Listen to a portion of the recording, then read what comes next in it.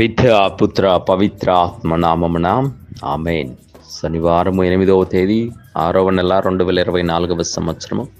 పునీత పౌలు గారు 2వ తిమోతేయులకు రాసిన లేఖ 4వ అధ్యాయం 1-8, మార్కు సువార్త 12వ అధ్యాయం 38 మొదలుకొని 44 వచ్చిన వరకు.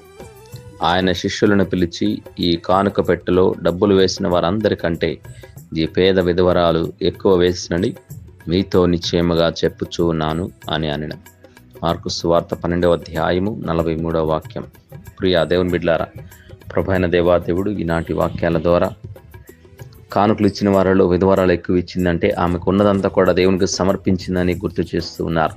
చాలామంది వాళ్ళకు ఉన్న దాంట్లో ఎంతో కొంత వేసి మేమే ఎక్కువ ఇస్తామని వారి యొక్క గర్వాన్ని చాటి చెప్తూ ఉంటే, పేదలు వాళ్ళకు ఉన్న దాంట్లో దేవునికి సమస్తం ఇచ్చే వాళ్ళు ఉన్నారు. అటువంటి కానుకలను భగవంతుడు మెచ్చుకుంటారని ఈ వాక్యాలు సెలవిస్తున్నాయి.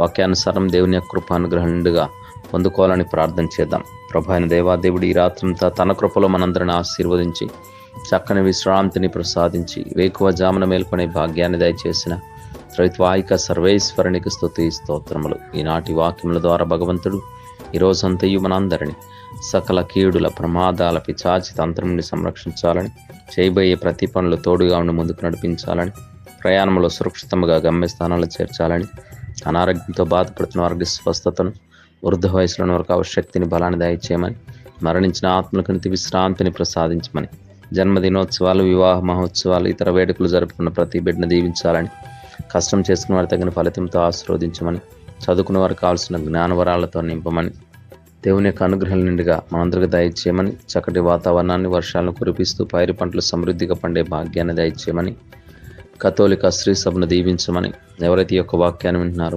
వారందరి కుటుంబాలు దేవుని యొక్క కృప అనుగ్రహాల ద్వారా ఎల్లకాలం దీవించబడాలి అని మనస్ఫూర్తిగా కోరుకుంటూ త్రైత్వాయిక సర్వేశ్వరుడి నామంలో అడిగి వేడుకొనుచున్నాము తండ్రి, ఆమేన్.